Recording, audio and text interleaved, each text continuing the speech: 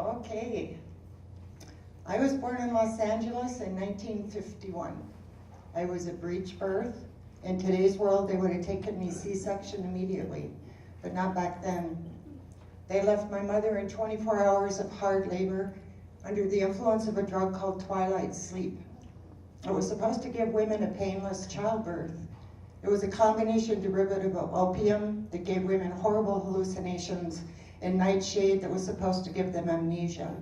And there was a 5% acceptable loss, and my mother was part of that 5%. And when my daughter was a little child, somebody abused her, and I believe they terrified her with the threat, if you tell anyone what I'm doing to you, the devil's gonna come and get you. And in the middle of that horrible labor, somewhere in there, she suffered a permanent psychotic break. She believed that I wasn't human, I was a devil's child, and I was sent to kill her while I was being born. So the psychosis met me at my birth. I was abused from birth. So by the time I was 5 years old, my mother had decided that suburbia LA was evil also, and so we had to go to the heaven of Alaska, the last territory frontier. So a month before my 6th birthday, we flew to Alaska, and then I started first grade up there. The first year in Alaska, my mother got what I call the great land grab fever. She sent my father off to stake claim to a 160-acre homestead right below timberline on a wilderness mountain. And then I was 7, the first step I took upon that mountain, and I was in love, in the total state of love with that mountain. And I want to give you a little brief idea of what the horrible 18 years of psychotic abuse from my very sick mother was like. 10 years ago, my doctor looked me in the eye and said, "You have advanced aggressive breast cancer." And that instant of terror and that traumatic stress when you get that diagnosis, and I recognized it. I spent the first 18 years of my life in that state of terror. It was nothing new to me. So the mountain itself, I would not have survived without it.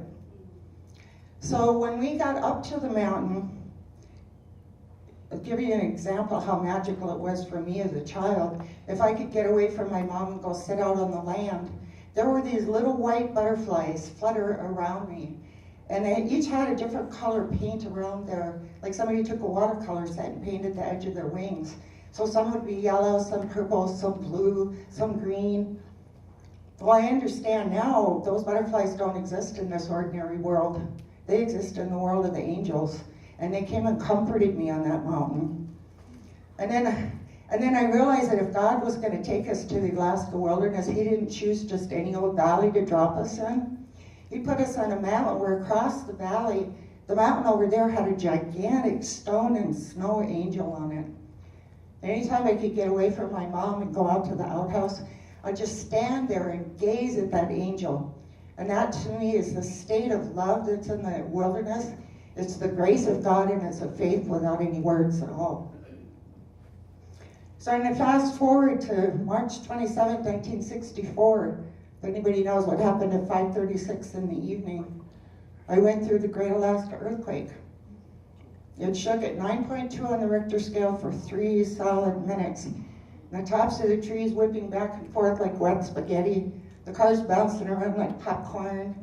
The earth opening up and then slamming shut, big cracks. And I was a girl when that earthquake started and one when it ended. So I want to tell you something that happened the summer I was 15 on the mountain. And my mother had taken my sisters into Anchorage to do errands, and laundry should be gone for hours. And we had no electricity, no telephone, running water, no neighbors.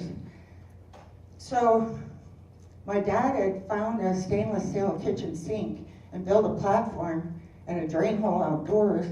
And then he put it was right under a window that looked straight out in the wilderness in the back of the valley. So I was standing there at 15 doing the dishes. I had the washcloth. How am I going to do this if I have to stand in front of the mic? A washcloth in my hand. And I got this really clear, strong inner guidance in my heart, so I followed it. I put the dish rag down, and I walked out of the house, up the steep hill, and I was guided to build shelter out of spruce boughs, and then to sit on the earth, so I did. And at 15, I hadn't ever had any exposure to drugs, no exposure to Native American traditions. I just sat down on the earth and I disappeared to my body. And I was inside the mountain itself. And I felt with that existing without movement, that force of being. And when I think back on it, it was like being inside a giant hug. And then my consciousness returned. And the next thing, I was inside a little blade of grass, brilliant green.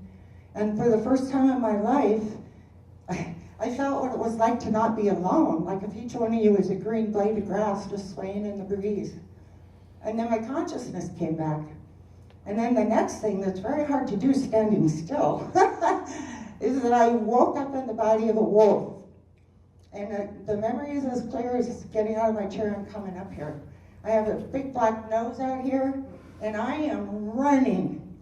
I am running so fast, my fur is like smashed down across my face, and all the way down my neck, and all the way down the back of my body. And I'm running low to the ground, and my tail is straight out behind me.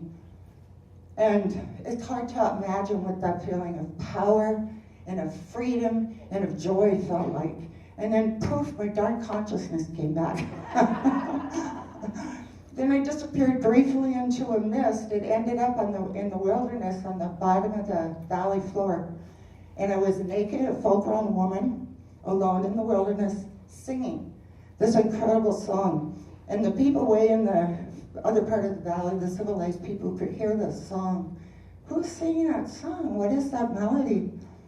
Well, eventually, first one man came back far enough in the valley through the foliage of the woods, I could see his eyes. And then another man came, and through the foliage I could see his eyes. And then poof, I was back in my body in the little lean-to, and I got up and walked down the hill, into the house, to the kitchen sink, and picked up my dishcloth and went on with the rest of my life. And I never told anybody about this experience until I was 32. And that woman said, "Oh, that was a vision." I went, "Oh." And now I know it was about leading me to the Baha'i faith personally, and to Baha'u'llah, whose Arabic name means the glory of God, but that's another story. Thank you very much.